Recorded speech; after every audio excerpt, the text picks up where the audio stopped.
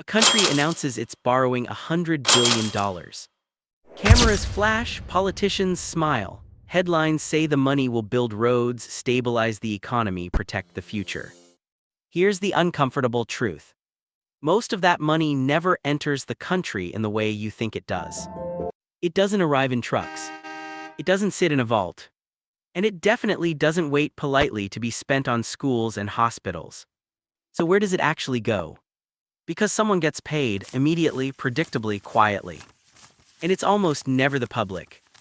This matters right now because government borrowing isn't slowing down. It's accelerating.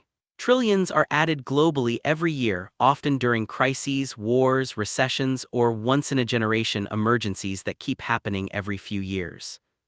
We're told borrowing is necessary, sometimes it is. But we're rarely told who benefits first.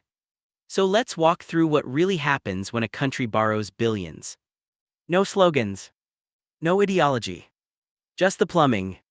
Imagine a government needs money, tax revenue isn't enough. Cutting spending is politically radioactive, so it borrows. It does not borrow from the world. It borrows by selling promises. Those promises are called government bonds. A bond is simple. You give the government money today. The government promises to pay you back later. Plus interest. That's it. Now here's the first twist. The government doesn't sell these bonds to ordinary people at first. It sells them to a very small group. Primary dealers. Big banks. Major financial institutions. Names you already know. These institutions buy the bonds in massive auctions, billions at a time, sometimes tens of billions in a single afternoon. They don't do this because they love the country. They do it because it's low risk, highly liquid, and backed by the state. In other words, it's one of the safest businesses on earth. So step 1.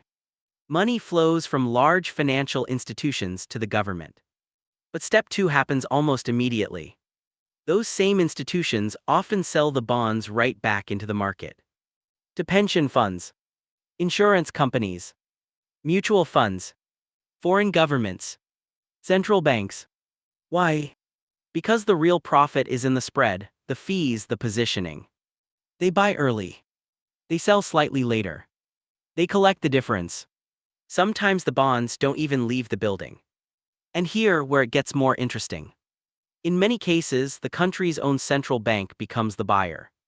This is called open market operations, or when it gets extreme, quantitative easing.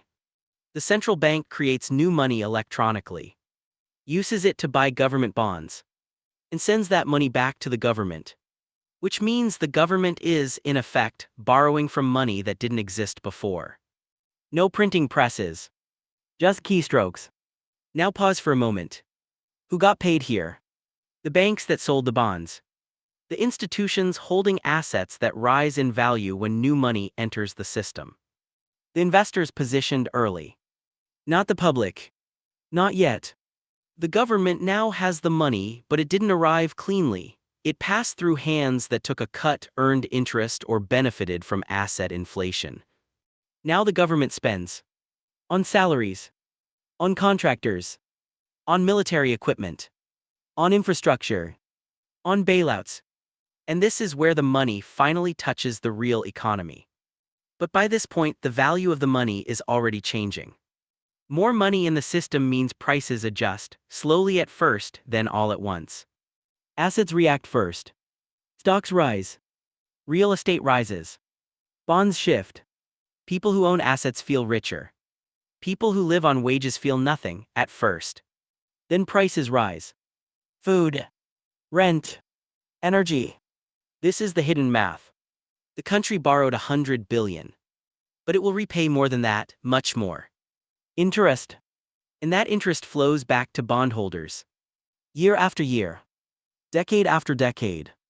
Sometimes longer than the political careers of the people who approved the borrowing. So who actually gets the money? At the beginning, financial institutions. In the middle, asset holders. At the end, creditors. And who pays? Future taxpayers. Workers. Anyone holding the currency as it slowly loses purchasing power. Here's the irony. Borrowing is sold as helping the public.